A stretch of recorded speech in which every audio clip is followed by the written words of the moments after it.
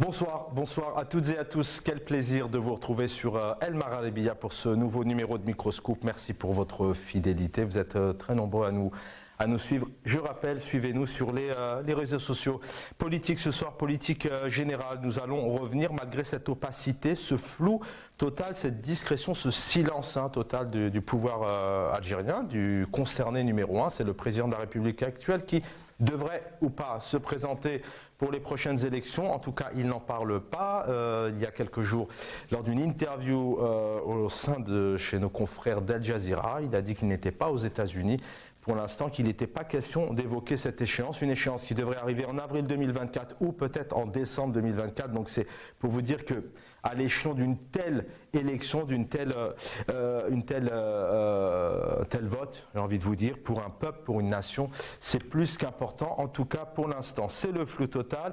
Nous allons revenir sur ce Conseil des ministres, ça va être la base de notre soirée, en votre compagnie, un Conseil des ministres où le président algérien est revenu notamment sur cette petite hausse des retraites. Il est revenu aussi sur le prolongement des vacances de l'Aïd al-Fitr et l'Aïd al-Adha, notamment un jour supplémentaire, entre autres l'allocation retraite donc, qui a augmenté. En tout cas, il est revenu aussi sur un élément important puisqu'ils ont été très nombreux à vivre des moments douloureux. Ils sont nombreux à avoir perdu la vie, sans compter les enfants, les familles, des personnes âgées, des adultes, des jeunes, la faune, la flore, dans le cadre de ces incendies, notamment en 2021-2022 dans cette région de Kabylie, en Algérie. Il avait annoncé notamment en compagnie comme ça, entre deux portes, à chaud, en compagnie d'une représentante américaine, le président algérien, qui avait demandé à ce qu'on lui fasse des propositions, une offre, notamment pour se procurer des Canadair. Eh bien, nous allons essayer de comprendre les interventions du président algérien, où est la profondeur, où est donc le projet politique précis pour les Algériens. Ça fait maintenant plus de 3 ans qu'il est au pouvoir.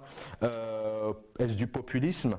Ce sont peut-être des choses qui peuvent aussi faire avancer le quotidien des Algériens, mais en tout cas pas dans le long terme. Le plaisir d'avoir sur le plateau docteur en économie, analyste politique, Hassan Hirej. Bonsoir Hassan Hirej, qui je le rappelle, qui rend hommage à une figure emblématique de la chanson algérienne, la chanson kabyle, blessure et résilience, Hassan Hirej, donc chez l'Harmattan, voilà.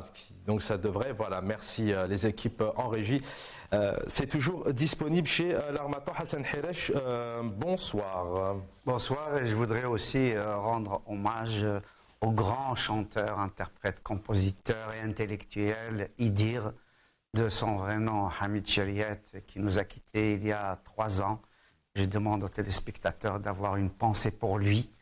Et c'est un moment de recueillement, un moment extrêmement important, parce qu'Idir a représenté l'Algérie à l'échelle planétaire. Il a été quelqu'un qui a essayé par tous les moyens de souder les Algériens, de travailler à la culture, à la cohésion, à la culture algérienne, etc. Puis un élément important chez Idir, paix à son âme, en plus de son talent, c'est aussi quelqu'un qui est peut-être l'un des rares artistes tout de même à avoir peut-être développé, voilà, il a développé une sorte grâce à ses duos, j'ai envie de dire, avec plusieurs interprètes de tout horizon, il a réussi à faire découvrir donc son talent, la culture algérienne, beaucoup la culture kabyle, bien évidemment. Il a ouvert beaucoup de portes, en effet, et j'espère que Rabah Asma, que j'encourage pour le 6 mai, 20h au Zénith, voilà, qui va lui rendre hommage aussi, Rabah Asma, justement, est un des continuateurs justement de cette belle musique algérienne, kabyle. Les années d'or des années 90, Rabah Asma qui va fêter donc ses 40 ans de carrière, précisément. Le plaisir de l'accueillir. Le RCD est avec nous, le RCD qui est toujours présent. Alors, vous êtes souvent très nombreux à nous dire, mais les autres partis, sachez qu'au sein de la chaîne, en tout cas, c'est de donner la parole à tout le monde.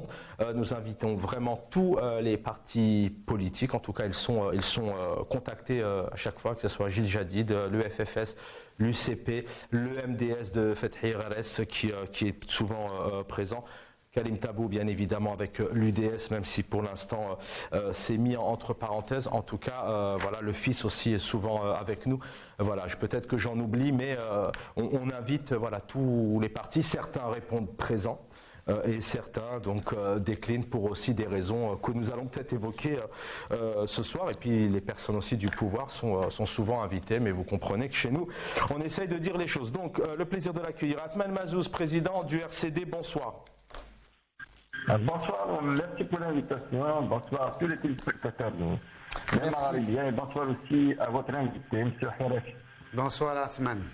Merci d'être avec nous, Atman Mazouz, donc le patron du RCD. Je vais commencer avec vous. Peut-être d'ailleurs le 6 mai prochain, on essaiera d'afficher donc l'affiche qui va passer tout à l'heure. Donc le 6 mai, si je ne me trompe pas, les jeunes se rassemblent avec le RCD. D'abord peut-être un mot sur cette réunion. Il y en a eu d'autres. Hein. D'autres qui ont été tentés, comme donc les universités d'été Asfoun, qui ont été malheureusement donc interdites par le pouvoir. Voilà donc l'affiche qui est présentée aux téléspectateurs. Peut-être un mot d'abord sur le 6 mai, et puis surtout comment le RCD il arrive aujourd'hui à continuer malgré tout. Alors il y a eu le 19 avril, Alger, Asfoun, vous avez été intimidé, interdit.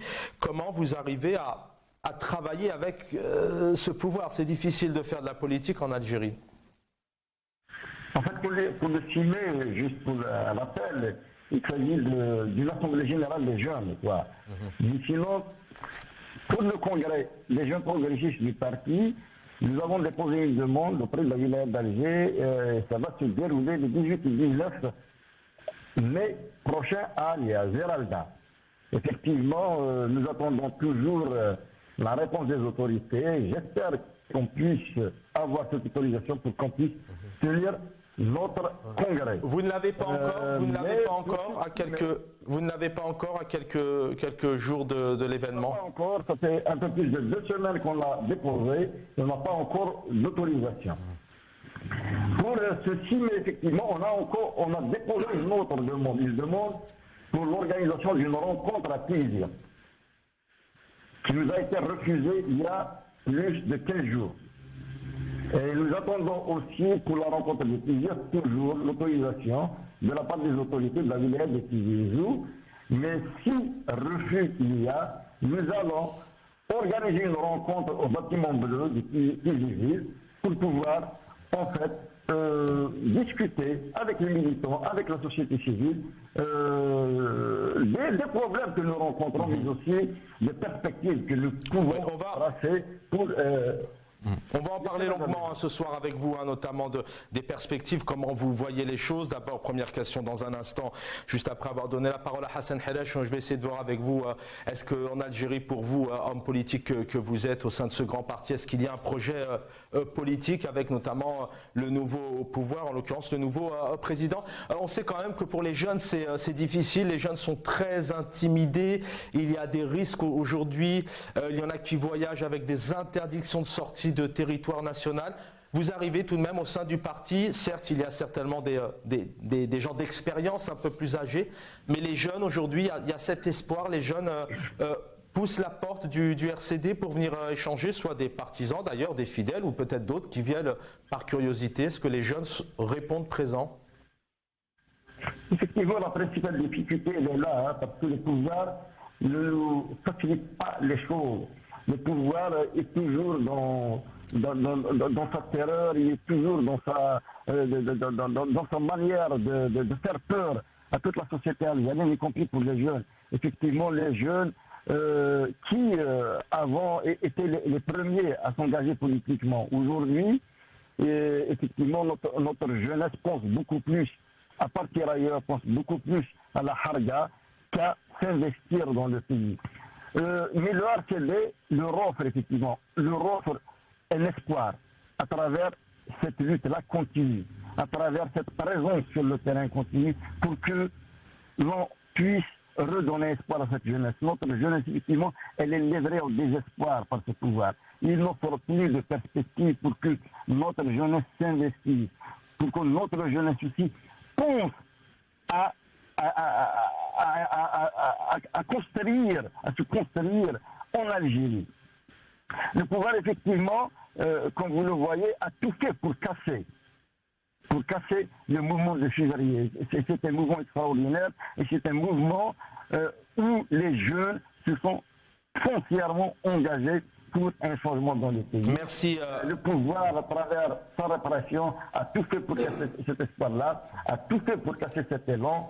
Et nous, au sein du RPD, nous sommes probablement les premiers à subir cet acharnement-là du pouvoir, parce que nombreux sont les militants du RPD qui sont emprisonnés, nombreux sont les militants du ACD qui sont appelés, nombreux sont les militants du ACD aussi qui continuent à subir le harcèlement, notamment de la justice et des pouvoirs policiers. Je reviens à vous, Atman Mazouz, restez avec nous. Hassan Haresh, on a président de parti politique, le RCD. Cette Algérie aujourd'hui, on va évoquer ces quelques éléments qui sont importants. Mais est-ce que dans un conseil des ministres, c'est là où est-ce qu'on doit... on a l'impression quelque part que ce pays, malgré tout, avec tout le respect que je dois notamment à l'échelon communal, départemental, on a l'impression tout de même que ce sont des réunions où on peut avoir un maire, peut-être un responsable de Wali qui s'exprime. Parce que réellement en Algérie, comme ça, première question qui va peut-être vous demander un petit peu de temps, mais projet politique, il y a projet économique. Est-ce qu'aujourd'hui on peut vraiment tracer un bilan en Algérie, notamment au sein de ce pouvoir où il y a eu tout de même un réel déclic, ce Hira qui a eu un gros pavé dans la mare, la disparition d'Ahmed Gaïd Salah, la disparition d'Abdelaziz Bouteflika, sorte de nouvelle dynamique, une nouvelle Algérie annoncée par le président actuel. Malheureusement, à chaque fois qu'il y a eu un espoir pour une ouverture politique dans notre pays, cet espoir est tué dans l'œuf. C'est-à-dire, on voit très bien, malheureusement, qu'on régresse beaucoup plus qu'on progresse, dans la mesure où les libertés publiques et même les libertés individuelles sont de jour en jour réduites. Les militants politiques, associatifs, les observateurs, etc., les journalistes, les avocats sont de plus en plus bâillonnés. Un certain nombre d'entre eux sont emprisonnés. Des figures emblématiques comme Hassan Al-Qadi au niveau journalistique, des gens comme Bouaziz Chibib au niveau politique, etc. Quelles que soient leurs idées, bien évidemment, tous ces gens-là.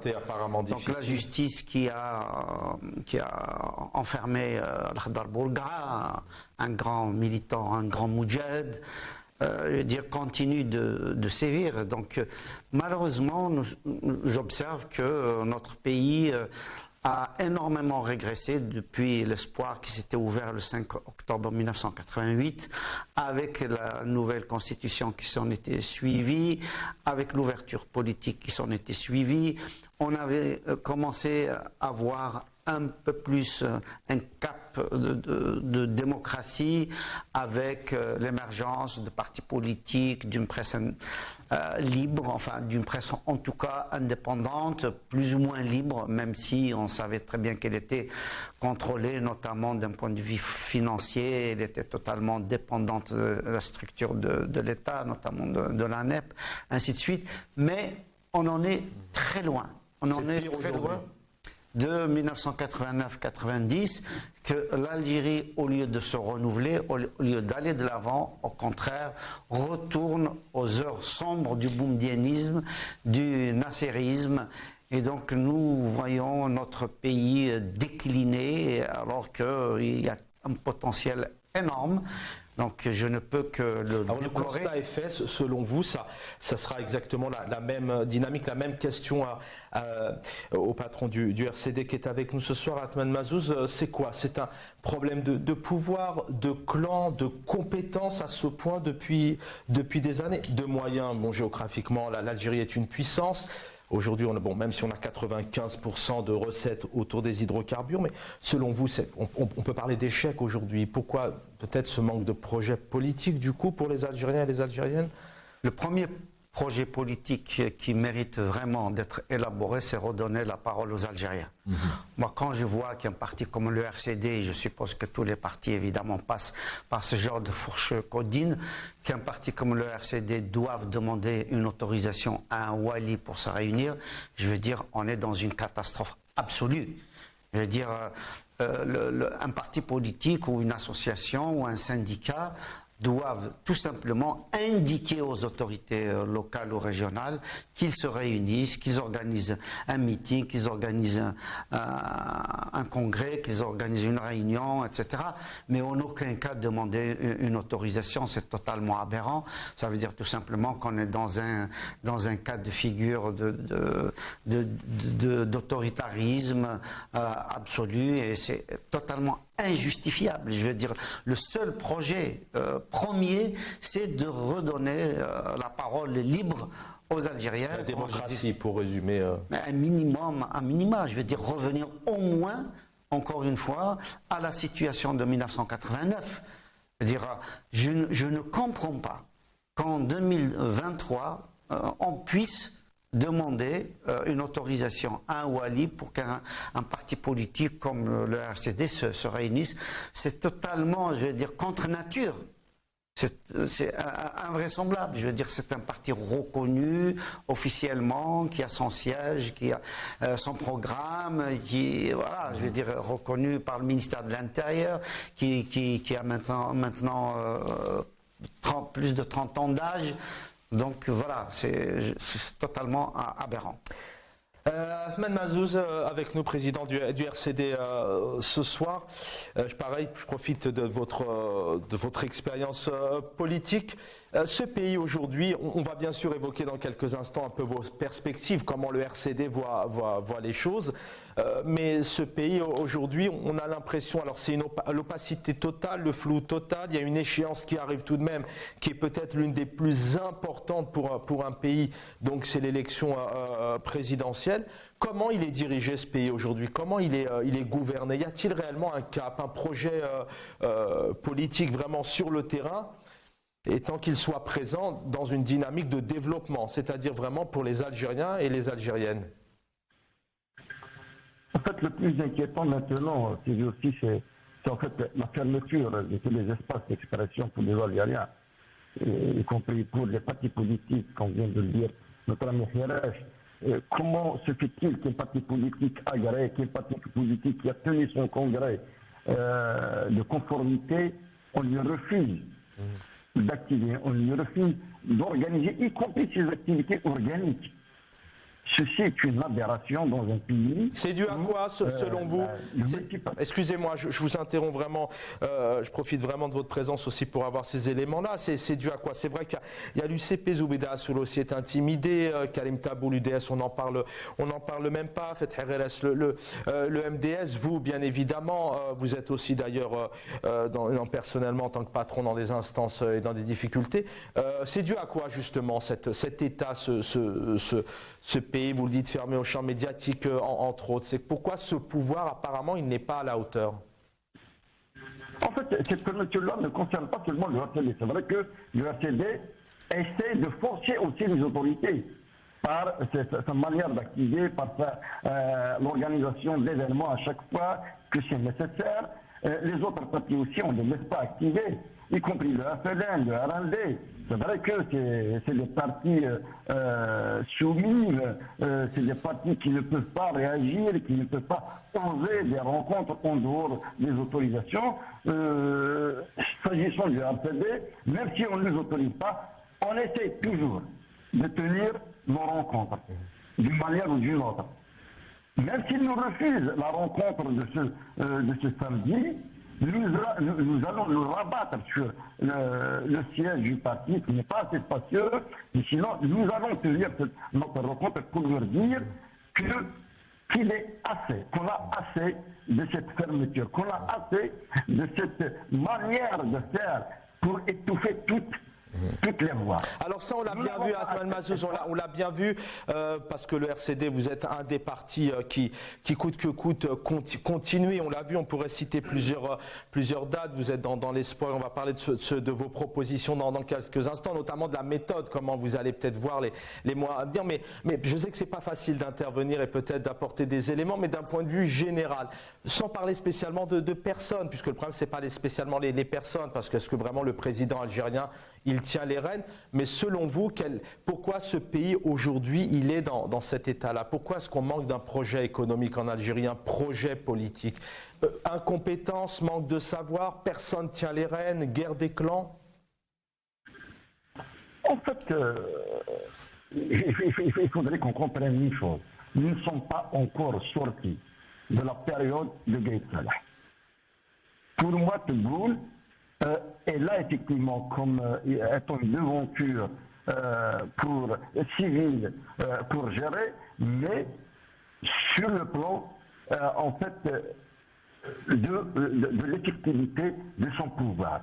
On le sait pertinemment qu'il ne gère, il ne contrôle absolument rien. Il suffit de suivre l'actualité au quotidien.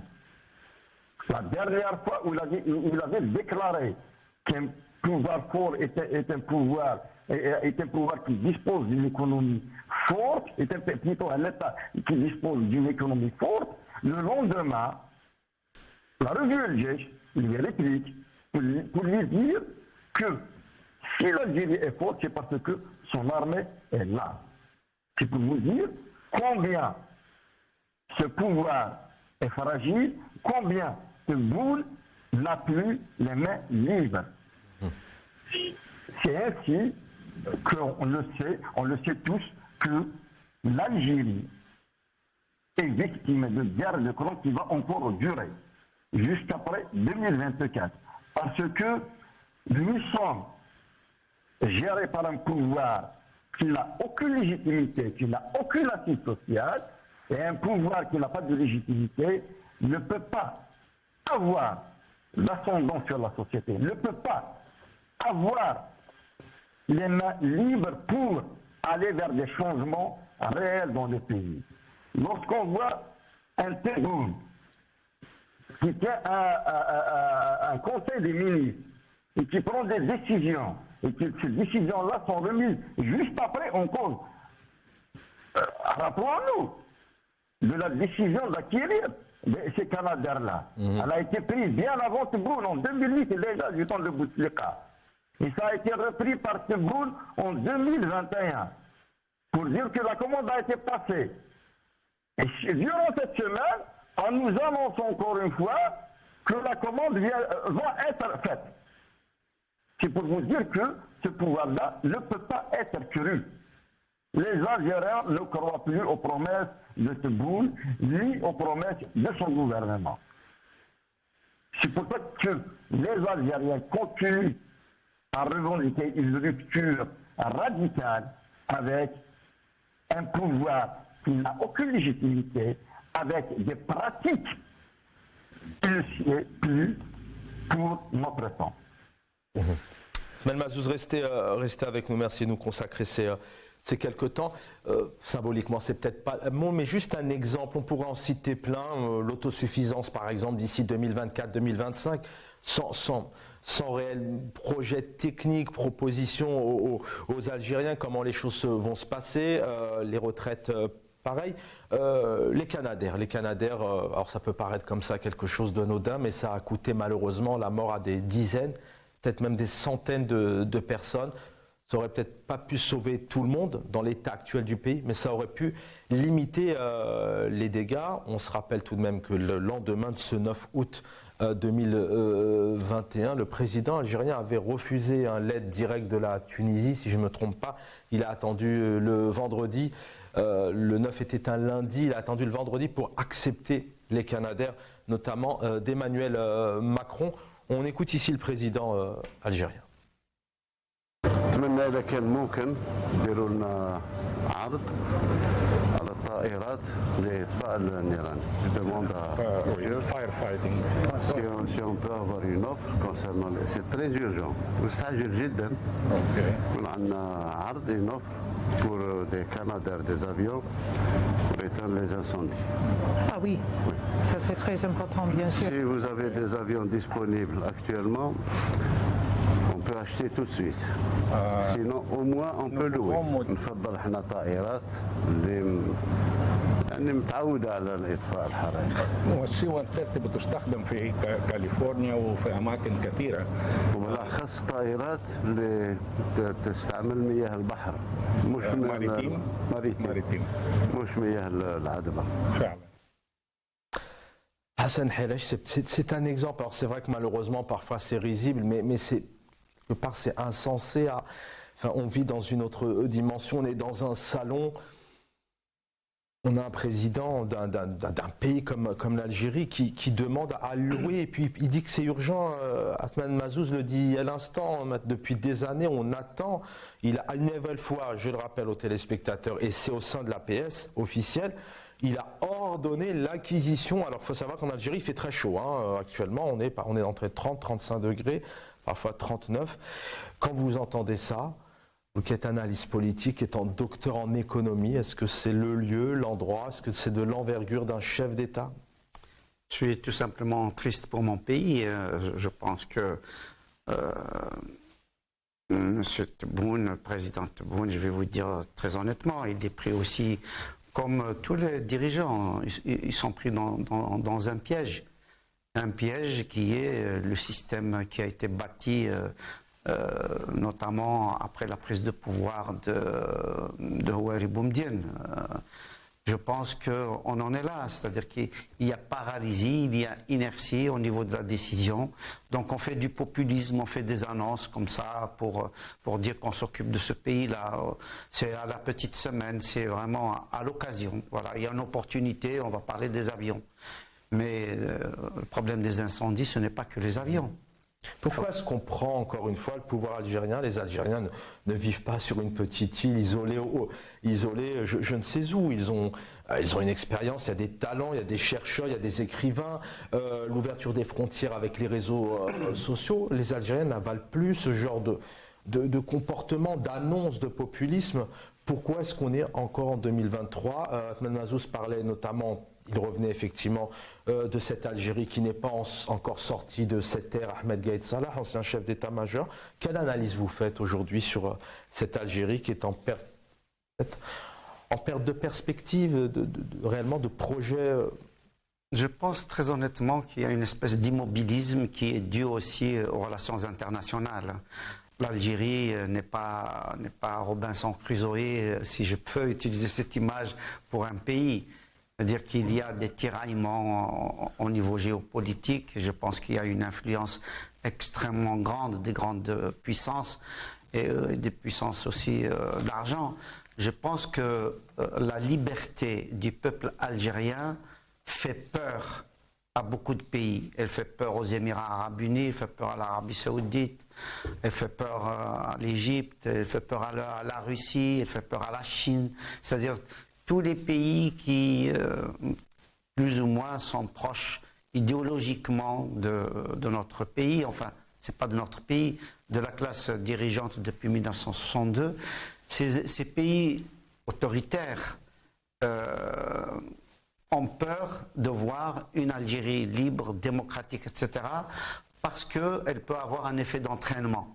Nous avons vu comment les manifestations de 1980, de 1985, de 2008, celles des années 90, de 2001, etc., en fait, ont influé sur les pays voisins, notamment le Maroc et la Tunisie, puis par effet de domino sur évidemment l'Égypte, la Syrie, l'Irak, ainsi de suite. Donc, je pense que la liberté qui serait offerte aux Algériens avec une presse indépendante, une justice indépendante, des partis politiques qui assureraient le pluralisme au sein du pays, etc., des courants, un pluralisme des courants politiques de tous bords, etc., où il y aurait un pouvoir légitime où l'armée serait évidemment sous l'autorité civile, etc. Tout ce qui pourrait concourir justement à l'instauration d'un système démocratique comme ça a été annoncé en 1989, comme ça avait commencé justement à se produire, ben tout cela est mis justement de côté en attendant je ne sais pas quoi, en attendant peut-être déjà qu'il y ait un règlement du conflit russo-ukrainien, parce que ça va être absolument décisif dans les relations internationales. Enfin, le conflit, il n'y était pas là il y a 2 ans, il y a 3 ans, il y a 5 ans en Algérie tout de même. Mais justement, peut-être que l'emprise qu'on avait avant justement ce conflit et pendant ce conflit, peut-être qu'il y aura quelque chose, une éclaircie après ce conflit-là, parce que la configuration géopolitique va se redessiner. Elle est en train de se redessiner. Donc, bien évidemment, l'Algérie a annoncé qu'elle se proposait d'adhérer au BRICS, mais je ne sais pas si c'est vraiment une solution. On pourra en parler dans une autre émission. Moi, personnellement, je ne suis pas sûr. Je pense qu'un axe Alger, Paris, Bruxelles serait un axe, en tout cas dans un temps court ou moyen, serait la solution, parce que nous avons besoin de diversifier notre économie, de diversifier nos achats au niveau de l'armement, de diversifier. Développer et proposer nos richesses aussi. Je reviens à vous, Hassan Helaj, dans un instant. Athman Mazzouz, bien sûr, je vais profiter de votre présence, président du RCD. D'abord, première question, peut-être lueur d'espoir, inspiration d'un système démocratique, pour reprendre un peu les termes de Hassan Helaj aussi sur ce plateau. Dernièrement, vous avez réussi d'abord à vous réunir. Et vous avez réussi à réunir, enfin vous êtes réunis les uns et les autres. D'ailleurs, vous pouvez nous dire aussi comment ça s'est passé, comment la genèse un peu de cette réunion entre le parti des travailleurs qui était présent, celui aussi de Zoubida Assoul, qui est l'union pour le progrès et le changement, et puis le vôtre. Alors vous parlez d'un comité de réflexion et d'échange, et je cite, à la lumière de la situation politique générale du pays. D'abord, peut-être comment vous avez fait pour vous réunir, parce que ça peut être aussi peut-être une brèche de solution pour peut-être d'autres groupes. Est-ce que vous avez fait appel à d'autres partis, parce que même s'ils n'ont pas la parole, ils sont nombreux, il y a des partis tout de même.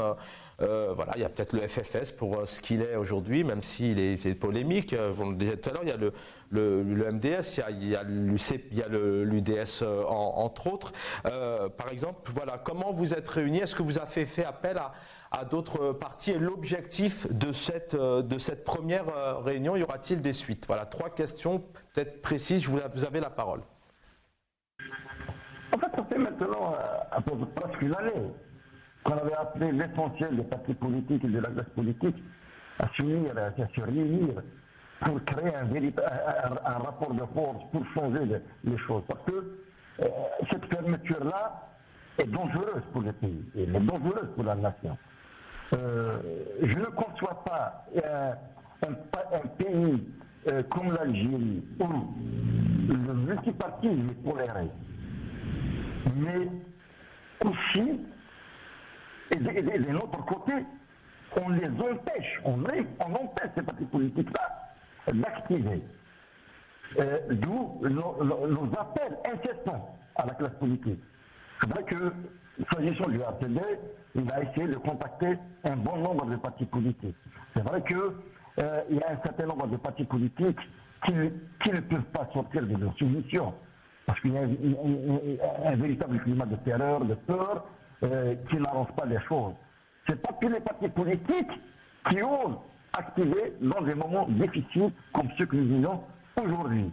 Maintenant, effectivement, nous nous sommes rencontrés avec l'UCP et le PPC, c'est une très bonne chose, c'est un bon début. Avec ces 3 partis-là, nous nous sommes réunis dans des rencontres bilatérales, après une rencontre tripartite, pour pouvoir aller vers une rencontre tripartite. Un certain nombre de choses ont été discutées il y a des convergences de vues, et ça a été répercuté dans notre dernier communiqué, parce que l'urgence maintenant, c'est de défendre la liberté démocratique dans les pays. C'est de dire assez à ce pouvoir pour que cette réparation-là cesse. C'est de dire à ce pouvoir-là qu'on en a assez de prisonniers d'opinion, de prisonniers politiques. Il faudrait qu'on parvienne à créer une dynamique, à créer un rapport de force pour que, au moins, cette question-là de liberté démocratique et de liberté fondamentale soit respectée par le pouvoir en place. Et dans un second temps, on peut aller vers d'autres perspectives. Parce que l'urgence maintenant pour nous en tant que parti politique, pour qui tout est fermé, c'est d'abord d'exister. On est en train de résister actuellement. On est en train de résister. C'est-à-dire, l'échéance, par exemple, de 2024, l'échéance présidentielle, on ne peut même pas parler de cette échéance-là. Vous n'avez pas pris, vous l'avez évoqué éventuellement parce qu'il y a un débat aujourd'hui. Est-ce qu'on fait la chaise libre? Est-ce qu'aujourd'hui, en 2024, l'Algérie devra faire, alors quand on dit l'Algérie, hein, je parle de toutes ces parties, enfin c'est assez difficile, vous l'évoquez beaucoup mieux que moi, mais est-ce qu'il y aura une chaise libre et donc libre au pouvoir d'organiser ces élections comme il souhaite l'organiser avec toutes ces polémiques, ces dénonciations de boycott, de corruption, etc. Parce que vous en parlez, les militants en parlent, la presse en parle, etc. Ou est-ce qu'il y a déjà une perspective de dire en 2024, peut-être vous, peut-être Zoubida Assoul, peut-être Louisa Hanoun, y a-t-il peut-être une petite brèche de dire quelqu'un se présentera ou pas? Effectivement, je suis tout à fait d'accord avec vous. Nous ne devons pas laisser le terrain libre à ce pouvoir pour se repositionner. Parce qu'actuellement, nous vivons un véritable coup d'État répressif contre les libertés. Tebboune est là à contrôler. C'est ceux qui l'ont ramené, ils sont en train de contrôler tout dans le pays. Ils ne voudront pas, justement, de l'émergence de forces politiques qui puissent, offrir une autre alternative que celle qu'on vit aujourd'hui. Parce qu'aujourd'hui, cette fermeture-là provoque un blocage total, un blocage institutionnel. On a des institutions qui sont illégitimes. On a des institutions qui ne font plus leur travail.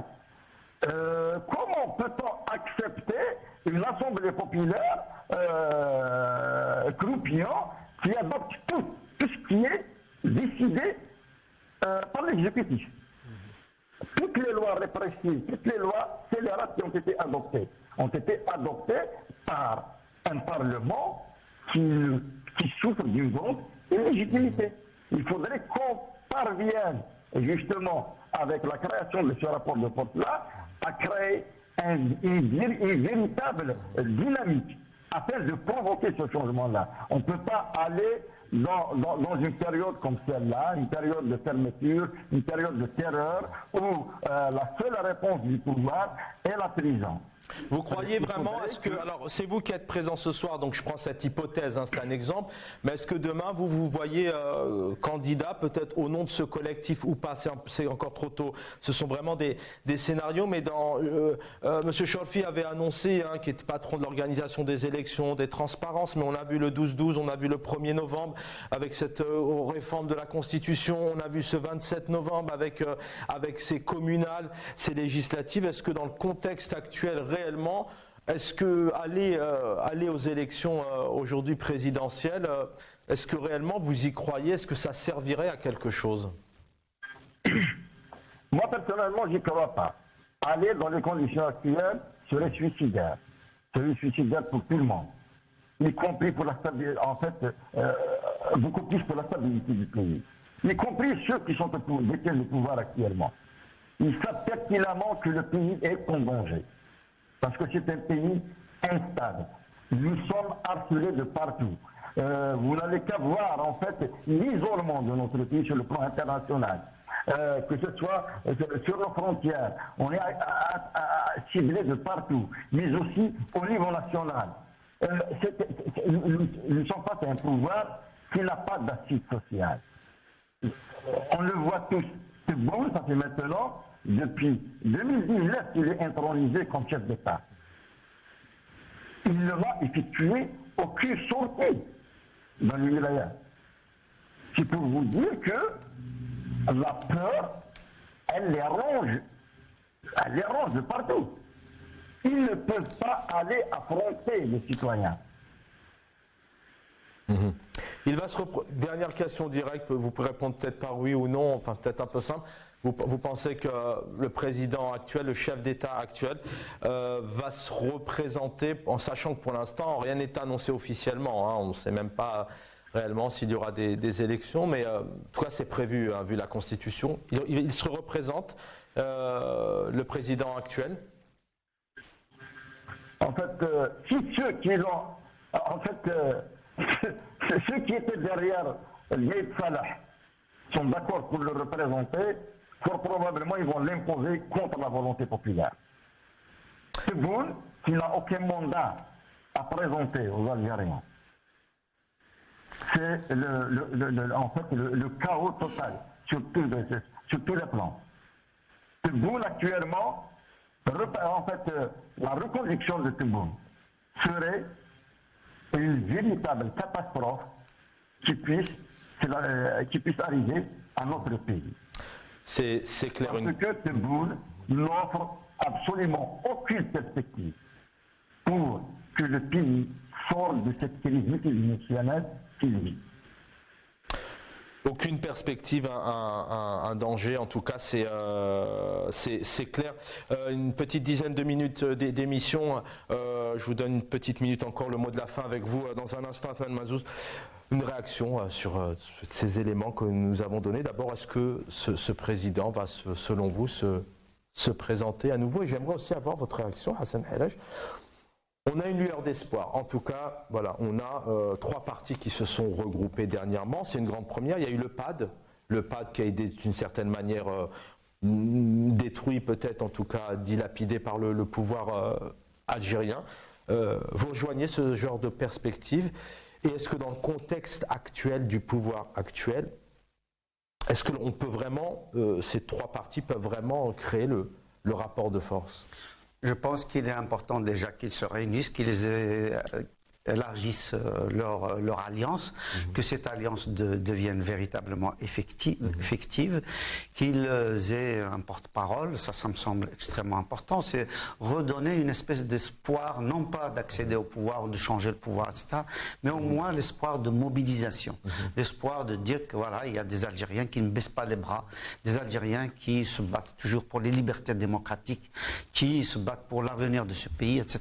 Il est important ce mot de porte-parole que vous dites, parce que c'est vrai qu'il y a cette problématique autour du Hirak. Est-ce qu'aujourd'hui il faudrait un ou des représentants du Hirak? Et peut-être, on sait que c'est compliqué quand même d'avoir quelqu'un qui puisse porter... Je pense qu'il faut qu'il y ait... Enfin, c'est à eux de le décider, mais un porte-parole tournant, ça peut être effectivement intéressant et important justement pour les Algériens qui les regardent, qui les écoutent, etc., qui disent que justement, s'il y a un éclatement de la classe politique au pouvoir, et ça ne doit pas déteindre sur la classe politique qui justement est supposée être dans l'opposition. Je pense que cette opposition-là devrait montrer un visage beaucoup plus serein, beaucoup plus responsable, beaucoup plus uni, non pas uni comme ça, je vais dire de façon... Les projets politiques seront différents. En tout cas, aujourd'hui, c'est quoi la solution? C'est vraiment d'être... Mais il peut avoir justement une alliance conjoncturelle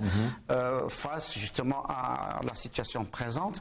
Moi, je pense que le problème de l'Algérie actuellement, c'est que les équipes qui sont au pouvoir, malheureusement, ne sont pas dans une situation de cohésion.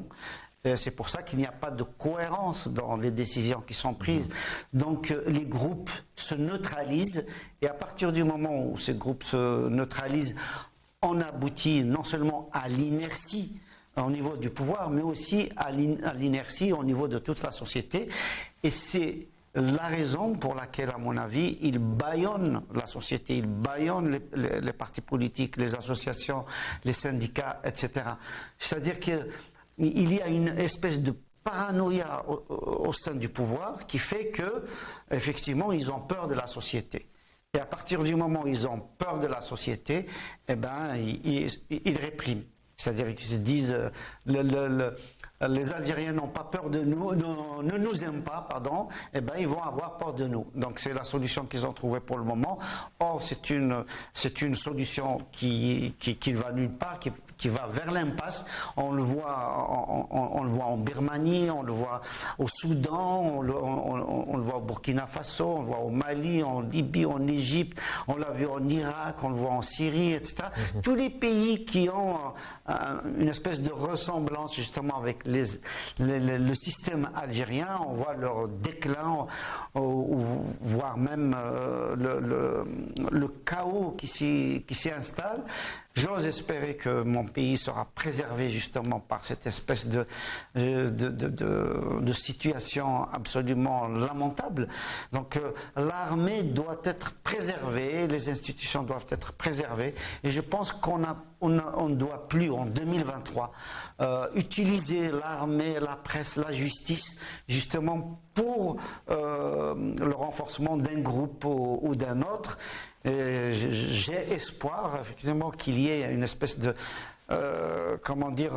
de résurrection, et que les hommes qui sont aux commandes pensent plus à l'Algérie qu'à sauver l'Algérie plutôt qu'à sauver leur place. 20h47, 2 minutes avec vous, Athmane Mazzouz. 3 ans et demi au pouvoir. Est-ce qu'on pourrait, selon vous, revivre le scénario? Ce ne serait peut-être pas un 5e mandat dans un cadre, certes, mais le rapport du président de la République algérienne aujourd'hui, ce sont les haragas, le boycott de ces élections, les détenus, malheureusement, il y en a tous les jours. Il y a eu des décès, des détenus qui sont morts en prison. On pourrait passer encore des heures à en parler. La presse, le champ médiatique, il y a tout de même le pouvoir d'achat.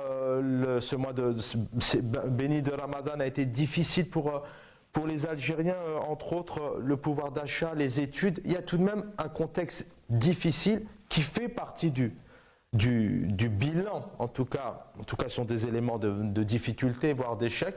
Est-ce que si demain, il s'avère que le président actuel se représente, est-ce qu'il pourrait y avoir un soulèvement, selon vous, et la jeunesse, les partis politiques comme les vôtres, la rue qui dit stop, on sort à nouveau? Sincèrement, ma principale inquiétude pour moi et pour le RCD est de voir ce pouvoir, là encore, gérer les 5 prochaines années. Parce c'est un véritable danger. D'où justement mon appel à ceux qui détiennent réellement le pouvoir, à ce que l'on préserve ce qui peut être préservé. Il faudrait que l'armée, comme le disait tout à l'heure M. Hirash, soit préservée de toutes ces luttes-là. Parce que le pays est attaqué de toutes parts. Et nous ne devons pas accepter à ce que des institutions, à ce qu'un pouvoir civil soit en fait sans légitimité. Nous voudrons à ce qu'il y ait un pouvoir réellement légitime. Il faudrait que la parole revienne réellement au peuple pour que l'on puisse rendre espoir aux Algériens, parce que les Algériens vivent des difficultés énormes. Le pays vit un sérieux danger à ses frontières, mais aussi en interne, parce qu'il y a une réelle ébullition du plan social, mais aussi d'autres dangers qui peuvent peut-être surgir à tout moment. Pour nous, au sein du RPD, nous faisons en sorte à ce que l'on réunisse les forces vives de cette nation pour qu'on puisse tracer des perspectives sanitaires pour le pays. Merci. Le pays ne peut pas vivre dans cette situation. Le pays ne peut pas continuer encore 5 années à vivre dans le néant, à vivre sans son perspective, son projet, son espoir pour notre jeunesse qui attend beaucoup. Merci, merci Atman Mazouz. Ne mérite pas, l'Algérie ne mérite pas cette instabilité-là. Elle mérite ce qu'elle vit dans la sérénité et dans la stabilité. Merci Atman Mazouz, président du RCD. Merci aussi à Rachid Hassani, qui est chargé de la communication, qui a permis cet entretien. Il est 20h51, on aura le plaisir de se retrouver. Il nous reste une petite minute. Est-ce que résurrection, soulèvement du peuple après ce mandat tout de même difficile? Est-ce qu'on peut revivre ce scénario si le président actuel se représente? Moi, mon souhait, c'est qu'il n'y ait pas de soulèvement, c'est qu'il y ait au contraire ouverture politique, qui justement permettrait un soulèvement d'espoir. C'est-à-dire que les décideurs aujourd'hui se disent, bon, ce qu'on a fait jusque-là, ça n'a pas marché, il va falloir faire autre chose. Encore une fois, revenir déjà à ce qui s'est passé en 89 serait déjà une victoire pour les démocrates. Je pense que... Nouveau processus démocratique. Absolument. 88, malgré qu'il ait été arrêté en quelques temps après, notamment sur ces législatives de 91. Merci, Cheikh Hassan Hela. Je sais que vous êtes libéré ce soir, vous avez pris du temps. Docteur en économie, analyse politique. Slimane Azem, blessure et résilience. Atman Mazouz, président du RCD, merci d'être resté avec nous tout le long de l'émission. Dans quelques instants, c'est l'édito de Jamaldine Benchenouf. J'aurai le plaisir de vous retrouver demain soir. Prenez soin de vous.